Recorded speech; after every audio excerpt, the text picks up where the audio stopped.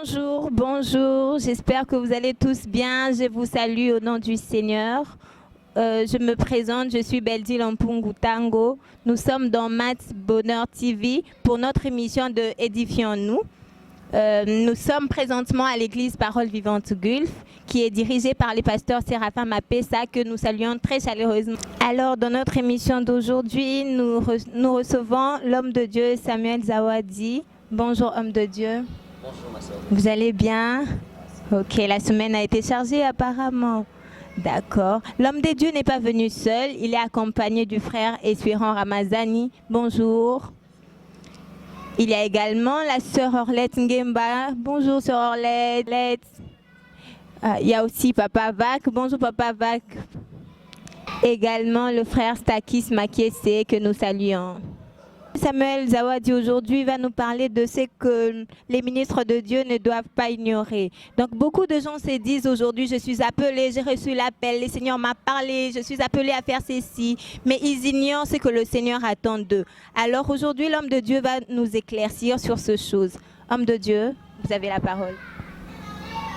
Alors bonjour à tous, nous sommes très contents d'être reçus à ce plateau. Particulièrement grand merci à l'équipe qui travaille avec nous dans cette merveilleuse chaîne Maths Bonheur, que nous saluons déjà Papa Matoila et Papa Bonheur de loin. Alors cet après-midi, nous allons partager d'un sujet. Alors nous bénissons le Seigneur pour cette opportunité qu'il nous donne de pouvoir partager la parole avec les enfants de Dieu dans le monde. Et je remercie l'équipe qui m'accompagne cet après-midi. Que le Seigneur se souvienne de chacun de vous. Alors, le Seigneur a mis dans mon cœur une pensée depuis un temps sur ce que les ministres de Dieu ne doivent pas ignorer. Vous savez, l'appel au ministère n'est pas un jeu, l'appel au ministère n'est pas une habitude que le Seigneur a l'habitude de faire tout le temps. Dieu appelle ceux qu'il a déjà choisis d'avance. Ce que j'aimerais que nous puissions connaître, c'est qu'il y a des choses que l'homme ne peut pas ignorer dans son appel au ministère. D'entrée de jeu, j'aimerais dire que c'est que les ministères de Dieu ne doivent pas ignorer. Si on dit qu'il y a des choses qu'il ne faut pas ignorer, c'est qu'il y a forcément des choses qu'il faudrait connaître. Quand on dit n'ignorez pas, c'est qu'on veut vous dire autrement connaissez telle chose. Si on vous demande de ne pas ignorer quelque chose, cela veut dire que cette chose que vous ne devez pas ignorer est importante pour vous. Beaucoup de personnes sont appelées au ministère mais n'arrivent pas au bout tout simplement parce qu'ils ont ignoré certaines choses. Beaucoup de personnes n'arrivent pas à leur destination parce qu'ils n'ont tout simplement pas su les choses importantes qu'il fallait connaître avant d'y aller. Vous savez, quand vous entrez dans le mariage par exemple, vous devez vous attendre à devenir mère un jour. Pour la femme, vous devez vous attendre à devenir parent un jour en ce qui concerne l'homme. Mais si à l'entrée du mariage, vous n'avez pas été préparé, vous ne connaissez pas les principes importants, vous ne connaissez pas les risques à prendre d'être enceinte, de porter 9 mois la grossesse, vous risquerez de vivre un mariage frustré. Parce que vous n'étiez pas préparé de savoir que lorsque je me marie, je n'ai pas que des besoins, j'ai aussi des responsabilités.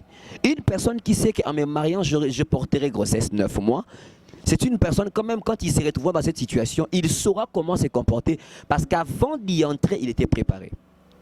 Beaucoup entrent dans les ministères ne sachant pas les risques, ne sachant pas les réalités, ne sachant pas les choses qui nous attendent sur le chemin. Alors cet après-midi, je vais nous partager un texte que nous connaissons tous. Je suis dans l'histoire de cet homme de Dieu que j'aime beaucoup. Je suis dans la vie de Joseph.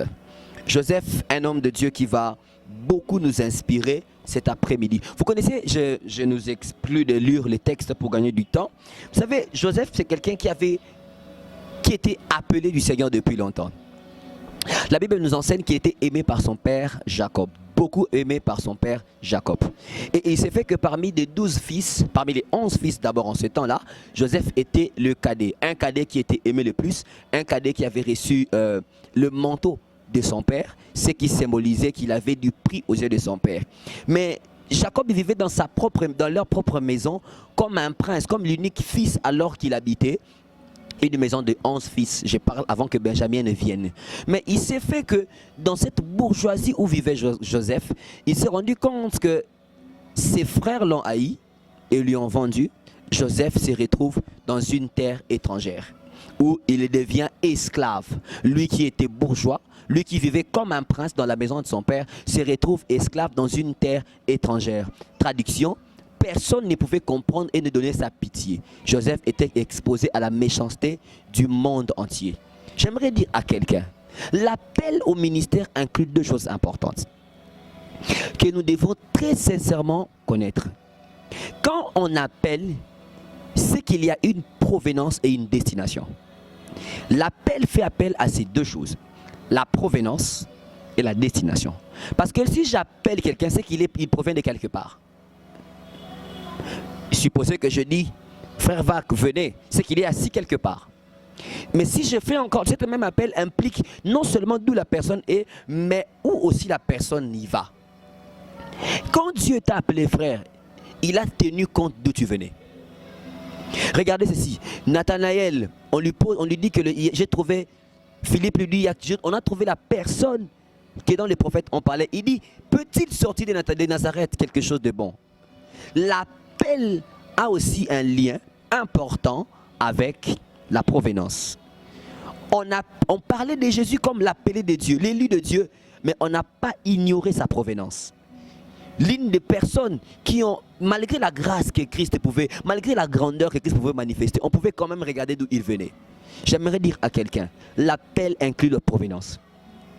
D'où Dieu vous tire. Lorsque Dieu appelle David, la Bible donne vraiment la mention d'où il venait. N'ignorez jamais l'importance de ce que c'est la provenance. Vous savez, il y a beaucoup de personnes qui ignorent une chose. C'est que quand Dieu vous appelle à telle grandeur, tu auras une grande église, tu feras des miracles, à travers toi je ferai des grandes choses.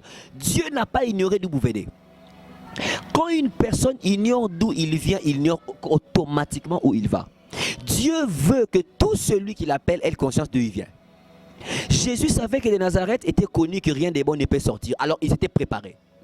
Il savait que si à l'extérieur de la ville on me refuse, c'est normal, je viens de Nazareth. Si vous ignorez votre provenance, vous ignorez complètement l'importance de l'appel. Joseph savait une chose. Je viens de quelque part où tout allait bien.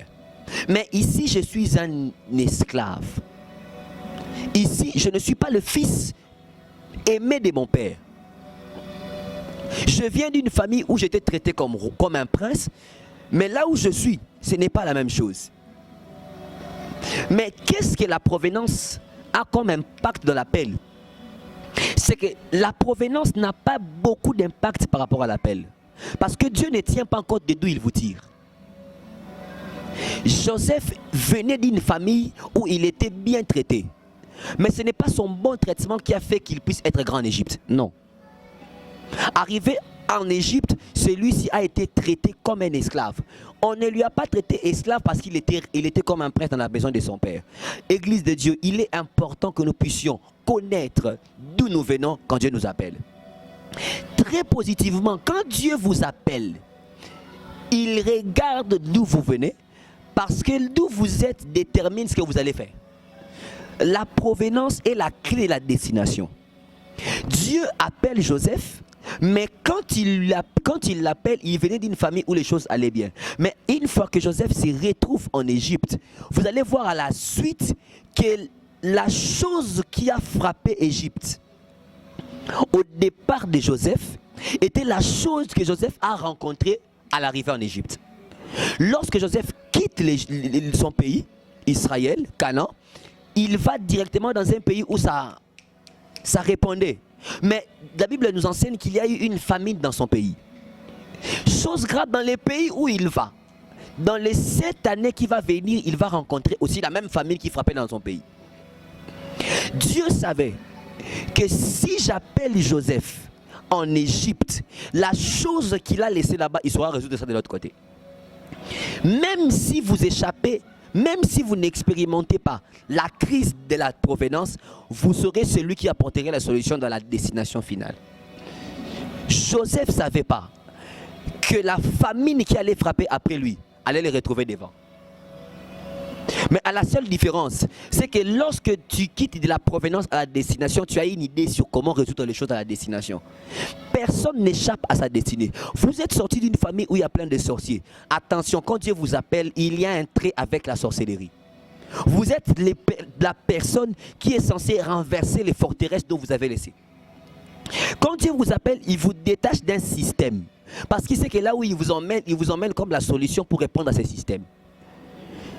J'aimerais dire à un Joseph, ton appel, quand tu regardes comment Dieu t'a appelé, tu regardes d'où il t'a tiré, tu te dis mais comment je peux vivre? J'aimerais te dire que là où Dieu t'a tiré est l'image des choses que tu dois vaincre demain.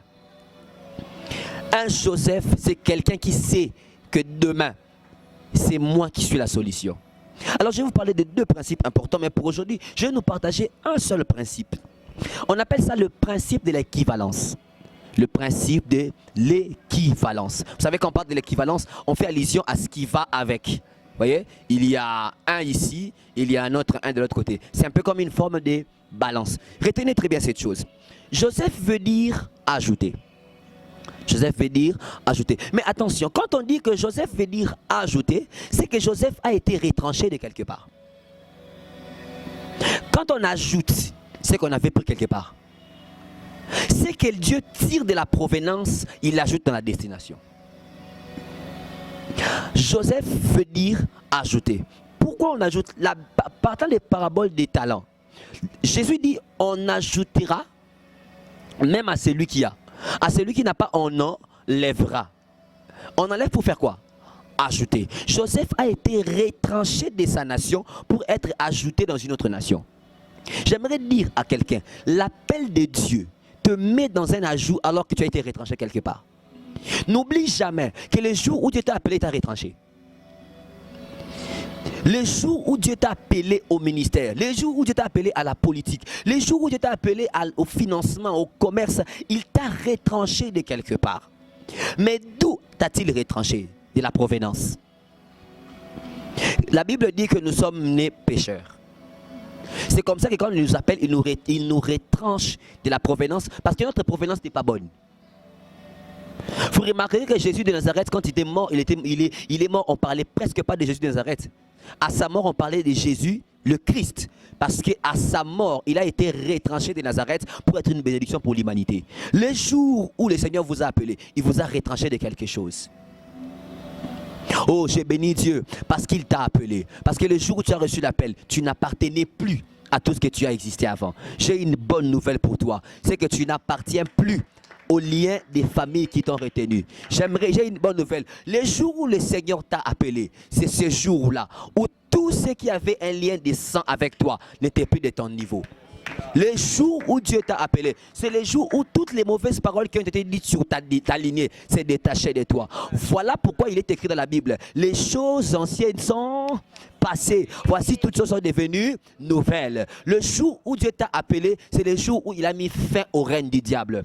Parce que la Bible dit que ceux qui les a connus, il les a aussi prédestinés. Le jour de ton appel, c'est le jour où l'appel du diable a été arrêté.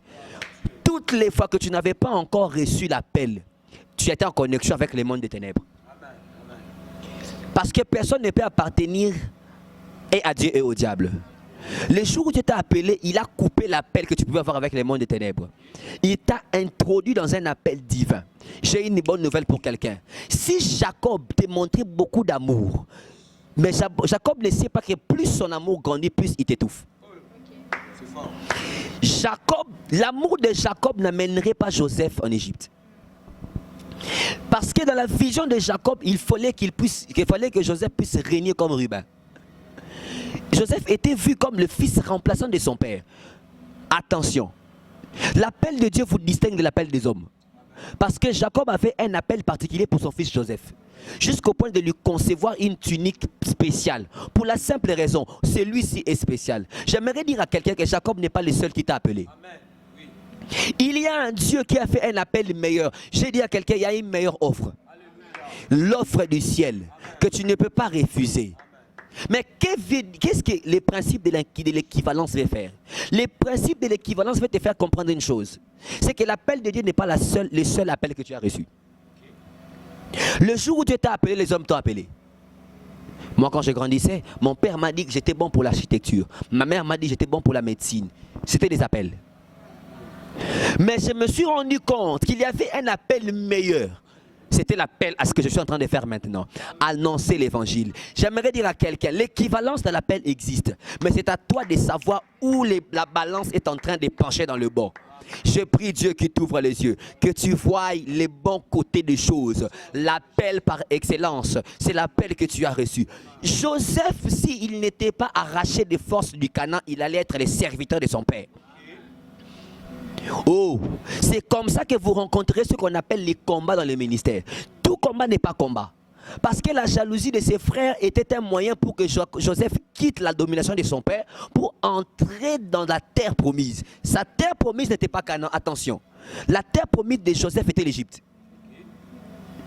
Arrivé en Égypte, il faut que la terre promise redevienne Canaan. Mais au départ, la vraie terre promise au départ, c'est d'abord l'Égypte. Parce que la terre promise de Joseph n'était pas Canaan. Il a quitté Canaan pour aller vivre la terre promise en Égypte. Attention, tout lieu de malédiction n'est pas forcément malédiction pour toi. Si pour l'Égypte, si pour les Israélites, au temps de Moïse, Égypte était une chute, attention. Au temps de Joseph, Égypte était une terre promise. Là où les autres ont échoué ne sont pas forcément là où tu as échoué. Parce qu'on n'a pas tous les mêmes terres promises. Si pour toi c'est Canaan, pour moi ça peut être l'Égypte. Alors ne refuse pas une terre parce que l'autre a échoué dedans. Ce n'est pas parce que l'autre a échoué dans la politique que la politique est morte. Faux. L'équivalence est très important. Dieu va vous déplacer dans les endroits que lui juge bon pour vous. Ne pensez pas que Dieu est pauvre. En quittant Canaan pour l'Égypte, on peut comprendre que Joseph partait de la richesse à la pauvreté. Attention, vous ne connaissez pas les Potiphar qui vous attendent en chemin. Deuxième forme d'équivalence. Joseph arrivait dans le pays d'Égypte. On a beaucoup plus suivi pendant un grand temps un Joseph serviteur. Joseph a servi longtemps dans la maison de Potiphar. Celui qui sert totalement Potiphar sera totalement servi par Pharaon. Si vous n'avez pas appris à servir, vous ne serez pas servi. L'un des vérités sur les principes de l'équivalence, nous devons savoir que dans les ministères, vous devez savoir choisir d'abord le côté de votre appel. Et deuxième chose, vous devez savoir que vous êtes censé servir avant d'être servi. Beaucoup aujourd'hui entrent dans les ministères avec le nom de daddy. Quel problème! Des personnes qui commencent par vouloir être servies et non servir en premier. J'ai plus de 12 ans dans la foi et plus de 8 ans dans le ministère. Mais dans ces 8 années, je suis toujours au pied des serviteurs, en train de servir. Le plus important dans les ministères, pendant le grand parcours, c'est d'abord servir. Vous voulez être servi, commencez par servir. J'étais en train d'écouter le pasteur Roland Dallot qui disait, il parlait de son parcours. Son petit frère, le pasteur Rémi Djouma, que je salue, qui est notre père dans la foi, il avait déjà commencé une église en 2002. Le pasteur Roland était encore pasteur assistant à la borne UPEN. Son petit frère est venu dans la foi. Il a trouvé le pasteur Roland pasteur. Il est devenu pasteur. Il est devenu pasteur titulaire. Le pasteur Roland était toujours au pied du pasteur Verneau. C'est jusqu'en 2008 que Philadelphie a commencé. 6 ans après, il est devenu pasteur titulaire. Après son jeune frère qui est devenu pasteur après lui. Mais regardez les résultats, regardez ce qu'est Philadelphie, regardez ce que les qualités des serviteurs que cette église est en train de produire. Église de Dieu, le secret des grands hommes dans le principe de l'équivalence, c'est le service. Vous voulez aller loin, servez plus. Jésus a dit que celui qui veut être grand parmi vous qu'il soit, votre serviteur. Si vous voulez aller loin dans la foi, vous voulez aller loin dans votre marche avec le Seigneur, connaissez ces principes, le service. Il n'y a que celui qui sert qui sera servi.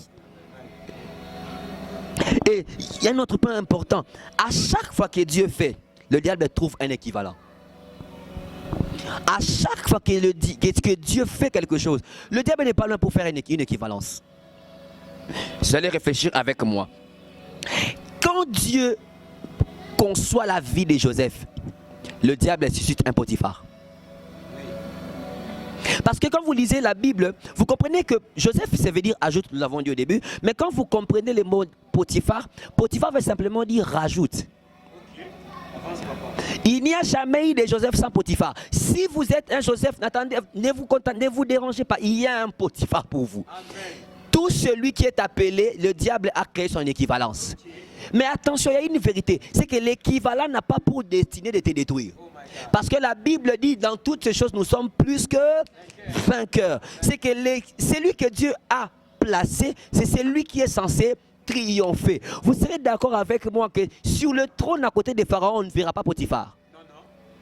C'est le Joseph que nous verrons à côté de Potiphar. Parce que la Bible dit que nous combattons dans et non pour la victoire. Mais ça n'exclut pas l'existence de Potiphar.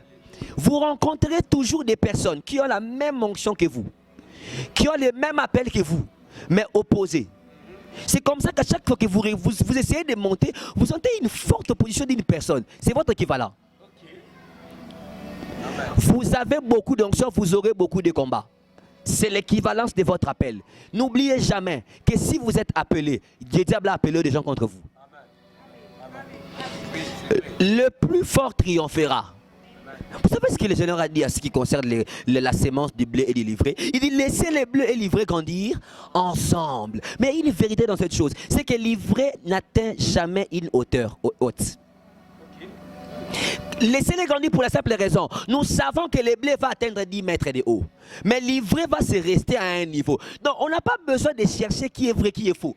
On saura avec le temps que ça c'est le blé et ça c'est l'ivraie. Vous ne forcerez rien. Dans les principes de l'équivalence, on sait voir que le vrai est là. J'aimerais dire à quelqu'un, on saura que Potiphar était un menteur. On saura que la femme de Potiphar avait menti pour Joseph. Laissez-les vous combattre, concentrez-vous sur la vision. C'est que Dieu insiste à un Joseph. Ne combat pas Potiphar avec les armes de Potiphar. Ce n'est pas parce que la femme de Potiphar a menti pour toi que tu dois chercher des problèmes pour Potiphar. Laissez ceux qui vous combattent vous combattre. Parce qu'au finish, David ne portera pas l'armure de Saoul pour combattre Goliath. Portez vos armures que vous avez appris dans la brousse. J'aimerais parler à un David ce soir. C'est que ce que Dieu veut pour toi, ce sont les 5 pierres. Saoul ne sait pas que Goliath peut tomber par des pierres. Ça, il ne sait pas. Parce que lui, il n'a pas appris à la brousse. Il a reçu la royauté en allant chercher les ânesses de son père. David a été choisi roi en gardant oh, j'aime. Saoul était allé chercher ce qui était perdu. David avait ce qui n'était pas perdu. La différence dans le chemin de Dieu, c'est par rapport à là où il vous tue. C'est comme ça que je parle de la provenance. Votre équivalent est celui qui avait déjà perdu. Attention. Mais vous avez une différence, que vous gardez les ânesses. On n'ira pas te oindre parce que tu as perdu. On ira te oindre parce que tu as déjà conservé. Conserve les armes que tu as appris avec le Seigneur. N'y va pas combattre avec les armes de Saül parce que lui, il avait perdu les ânesses. Il est parti chercher les ânesses qui étaient perdues. Que ce soit lui ou pas, mais c'était perdu. Toi, tu n'iras pas chercher les ânesses. Toi, on t'appellera parce que tu avais gardé les brebis de ton père. Toi, tu as déjà les résultats. Alors, ne cherche pas à faire ce que Saül avait fait. J'aimerais dire à quelqu'un, n'aie jamais peur de ton équivalent. Parce qu'il sait une chose, il doit te détruire. Mais au fond, il sait aussi une chose, qu'il est appelé à échouer. Combat, le bon combat de la foi. J'aimerais dire encore un autre point important. Ce que je reçois détermine les genres d'adversité. L'onction que tu reçois, c'est proportionnel aux choses que tu dois combattre. Écoute. Tu ne recevras pas beaucoup d'onction si ton ministère n'est pas appelé à ces choses-là. L'onction de la délivrance ne donne qu'à ceux qui doivent amener la délivrance, ceux qui doivent prier pour des cas de délivrance. Ce que tu reçois détermine les genres d'adversité. Quand vous avez des combats, ne commencez pas par vous plaindre. Commencez par l'adoration. C'est la preuve que vous avez quelque chose de particulier. Pensez-vous qu'un fou peut suivre une personne qui n'a rien en main? Faux. L'homme ne regarde que ce qu'il attire. Même dans le monde spirituel, quand vous avez une étoile, on vous suit. L'onction que vous avez va attirer l'adversité qui convient à votre onction. Si vous avez des combats forts, c'est que vous êtes appelé à être dans les hauteurs.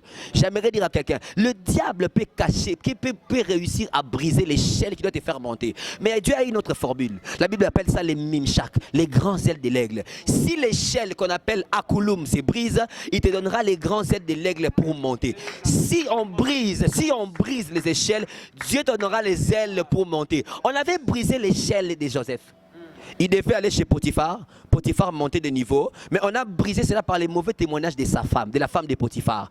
Et on a brisé les chaînes, il se retrouve en prison. Mais comment il pouvait rejoindre le Pharaon? Les grands ailes de l'aigle. Il pouvait prendre les ailes et monter jusqu'à atteindre le niveau des pharaons. Imaginez des Potiphar chez Pharaon. Il n'y a pas d'échelle. Il n'y a que les ailes. Et pour atterrir. Quelquefois, Dieu nous fait passer par notre opposé afin de devenir meilleur que lui. Toute personne qui est votre opposé n'est pas là par hasard.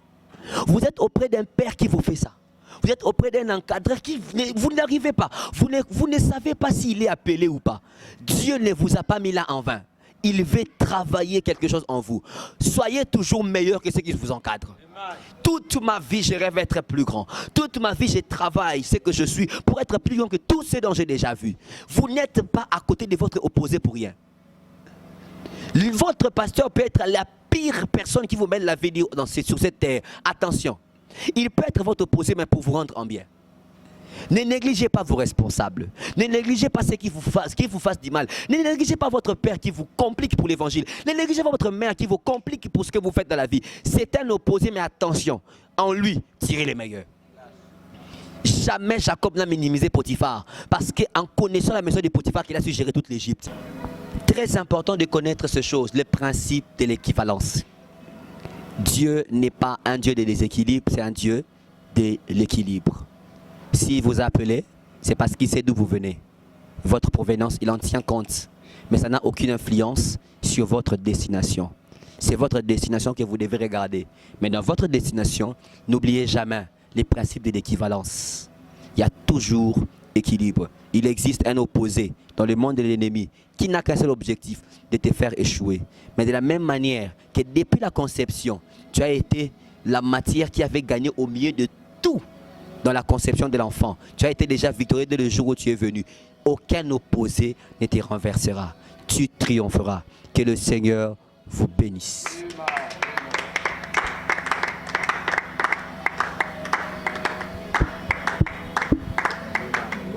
Waouh. Quel message en tout cas. Merci homme de Dieu pour ces merveilleux messages. Un très bon message. Je suis sûre que c'est un message qui a plu à plusieurs d'entre nous. Surtout avec le principe de l'équivalence. Waouh, quel message. Seulement homme de Dieu, j'ai une préoccupation. Vous avez parlé de Potiphar et Joseph, que Potiphar était l'équivalence de Joseph, si j'ai bien suivi. Seulement, je n'arrive pas à très bien comprendre dans quel sens Potiphar était l'équivalence de Joseph et toutes ces choses. Voilà, nous avons présenté Joseph comme son équivalence. Dans quel esprit de Dieu versé? Vous savez, dans la vie, il y a des gens qui ont l'habitude de dire « Ah, on a un esprit, il est tout an. » D'autres ont l'habitude de dire « On a tout an raté. » Vous savez, spirituellement, tout homme est créé pour atteindre une stature. Et quand c'est dans le projet de Dieu, le diable fait la même chose pour tout simplement détruire ce que Dieu a prévu. Quand Dieu a créé Adam, le diable s'est levé pour que Adam tombe. Parce qu'il voulait tout simplement reprendre la place d'Adam. Il n'y a rien que Dieu fait que le diable ne reproduit pas. Quand Dieu a créé le paradis, tout ce qui existe, le diable s'est arrangé de son côté pour avoir son monde à lui. Potiphar, quand vous regardez la vie de Potiphar, leur équivalence est d'abord attachée par rapport à la signification de leur nom. Potiphar, qui veut juste dire rajoute. C'est-à-dire, dans la mission, dans l'appel par rapport à la vie de Potiphar, c'est quelqu'un qui est censé rajouter. Dans l'appel de celui qu'on appelle Joseph, c'est celui qui est censé ajouter. N'oubliez jamais que Potiphar, il était dans une religion où le Dieu suprême s'appelait Ra. Vous voyez? Ra. Et quand vous voyez Joseph, dans le parcours de sa vie, c'est quelqu'un qui est censé ajouter ce qui manque. Mais la différence est celle-ci. Qu'est-ce que Potiphar a-t-il ajouté en Égypte? Voyez? Mais quand vous regardez les parcours d'Égypte, vous vous rendez compte que Potiphar n'a rien ajouté. Mais Joseph, arrivé en Égypte, il ajoute ce qui manquait à l'Égypte. C'est les principes suivants que nous parlerons prochainement. Donc, on met Potiphar en Égypte avec espoir qu'il va ajouter, mais c'est un faux. Il n'ajoute rien. Lorsque le vrai qui doit venir ajouter arrive, il ajoute concrètement. Le diable va faire lever des faux serviteurs. On a des attentes qu'ils vont faire ce que le Seigneur a dit, mais ils ne feront rien. C'est comme ça que Jésus parle des pseudo-prophètes. Des personnes qui ressemblent à ce que nous croyons, mais qui ne le feront pas. Potiphar, aux attentes d'Égypte, il doit ajouter. Mais c'est Joseph qui ajoute. Remarquez très bien, Joseph est dans la maison de Potiphar, mais c'est Joseph qui fait prospérer sa maison. On a comme l'impression que la grandeur de l'Égypte, Potiphar y est pour quelque chose.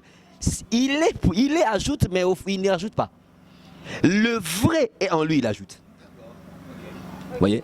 Le véritable, c'est celui qui a ajouté, mais à travers un faux. C'est comme ça que nous avons parlé de l'équivalence du blé et de l'ivraie.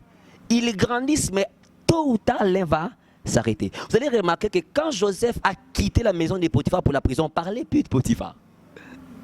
Parce que c'est lui qui faisait croître sa maison, c'est lui qui ajoutait réellement, n'y était plus. Une fois qu'on détache Joseph de Potiphar, on l'ajoute chez Pharaon, l'Égypte grandit. On ne parlait plus de Potiphar. C'est comme ça, parlant de l'équivalence, Joseph est l'équivalent correct de la pensée de Dieu par rapport à Potiphar. Il a été créé, mais il n'était pas dans la pensée de Dieu.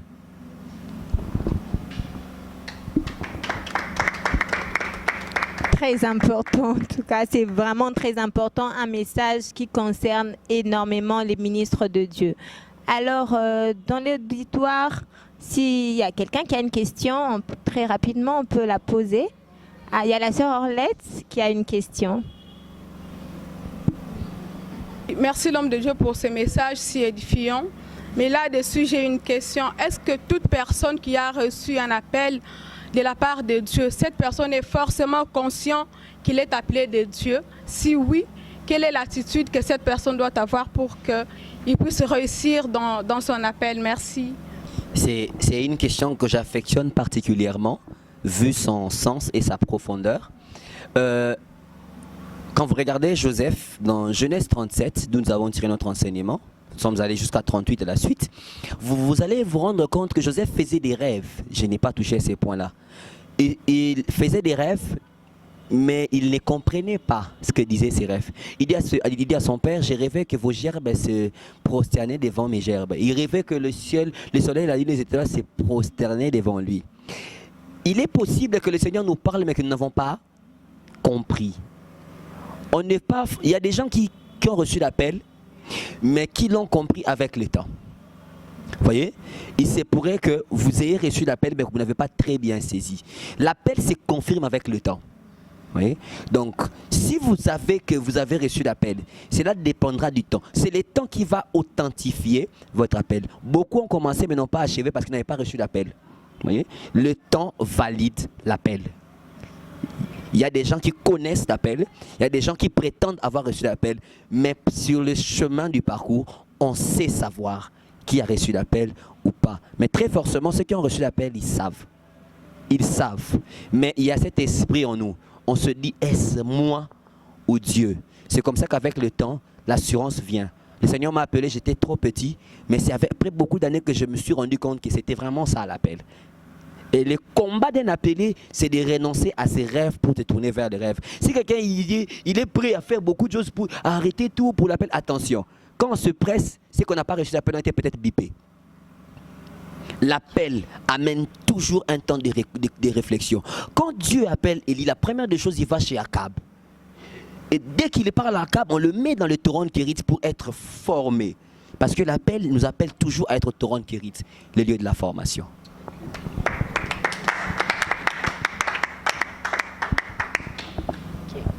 Donc, sachons faire la différence entre l'appel et les bips, comme l'a dit l'homme de Dieu. Alors, dans l'auditoire, est-ce qu'il y a quelqu'un d'autre qui a une question? Ah, il y a le frère Espérant Ramazani. À vous, papa. Merci beaucoup, l'homme de Dieu, pour cette merveilleuse message que tu viens de nous parler.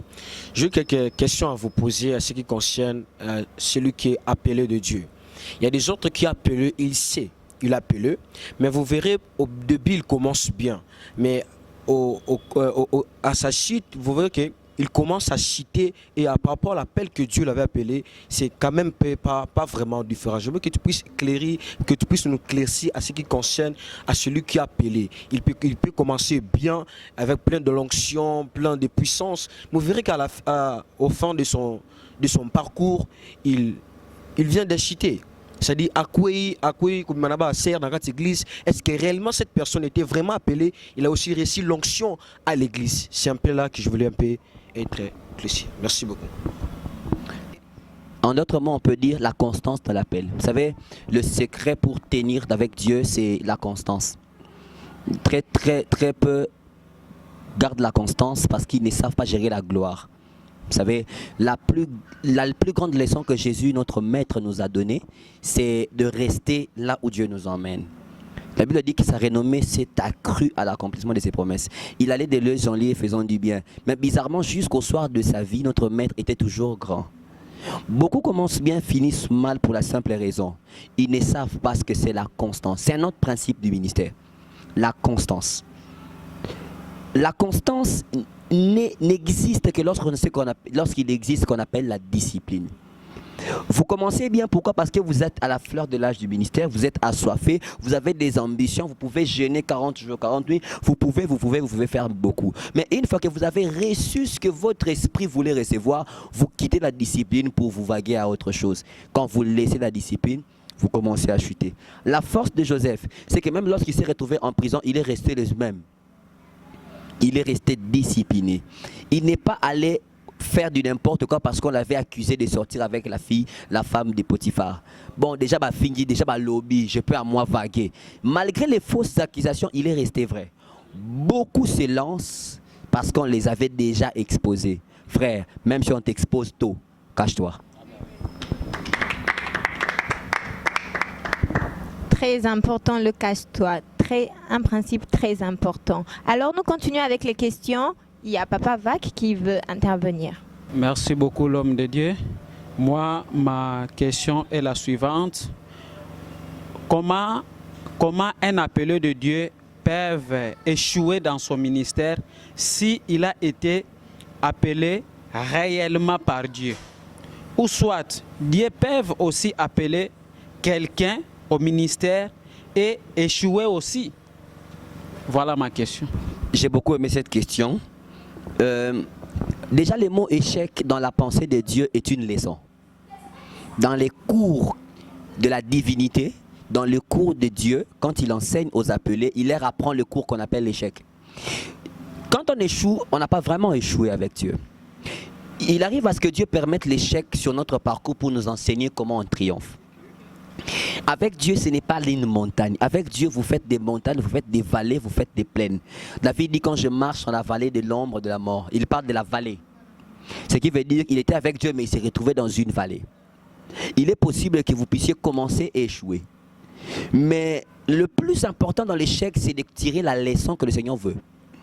N'avez-vous pas remarqué que le Seigneur vous a parlé de faire une activité, vous invitez l'homme de Dieu qu'il faut, vous avez fait ce qu'il fallait, mais les jours J, les personnes ne répondent pas. À la vue des hommes, c'est un échec. Mais est-ce vraiment ce que Dieu veut que vous puissiez comprendre comme leçon? Ne définissez pas l'échec en fonction de ce que le monde appelle échec. Vous échouez quand vous êtes en dehors de la pensée de Dieu. Ce n'est pas parce que vous avez une grande église que vous avez réussi. Un homme de Dieu ne peut pas être appelé pour échouer. Mais un homme de Dieu peut être appelé pour connaître l'échec afin d'apprendre aux autres comment sortir de l'échec. Très fort alors, très fort. L'échec est une leçon que Dieu enseigne aux hommes de Dieu pour pouvoir enseigner les autres comment sortir de l'échec. Mais apparemment, tout le monde a posé sa question. Nous remercions l'homme de Dieu pour avoir répondu à notre invitation. Et vous qui nous suivez sur Matt Bonheur TV, je nous conseille de nous abonner, de continuer encore à suivre nos moments très formidables. Nous avons reçu l'homme de Dieu, Samuel Zawa, dit que nous remercions énormément pour ces merveilleux messages.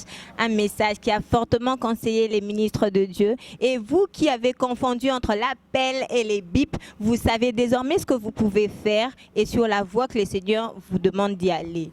Alors, nous remercions le pasteur Séraphin qui nous a accueillis dans cette église. Merci papa, nous vous saluons de là où vous êtes.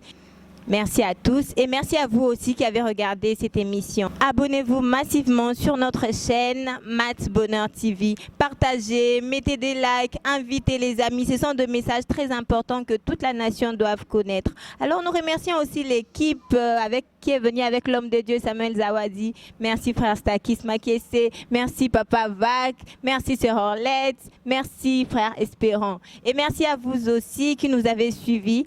Merci beaucoup à toute l'équipe qui m'a accompagné. Que le Seigneur vous bénisse. Nous allons prier le Seigneur pour clôturer ces instants. J'aimerais dire à quelqu'un que le Seigneur sait ce qu'il a prévu. Il le fera. Je prie pour toutes ces personnes dans les 4 coins de la planète. Que l'Éternel Dieu vous donne à connaître vos équivalents et à vous comporter comme il faut auprès d'eux. Il peut être votre père spirituel, il peut être votre encadreur, il n'est pas forcément votre ennemi, il peut être un ami, mais que vous puissiez savoir la bonne attitude. Joseph nous enseigne comment se comporter auprès de son équivalent. Éternel, donne-nous à être de ceux qui connaissent ta saison. Donne-nous à être de ceux qui n'apprennent pas les mauvaises leçons de la prison. Et donne-nous à être de ceux qui seront vraiment et réellement des ajouts et non des malédictions. Nous bénissons toute l'église corps du Christ. Nous bénissons cette émission, nous bénissons cette chaîne, qu'il puisse aller de l'avant et que les choses, les meilleures des choses arrivent. Nous déclarons qu'ils vivront des belles surprises.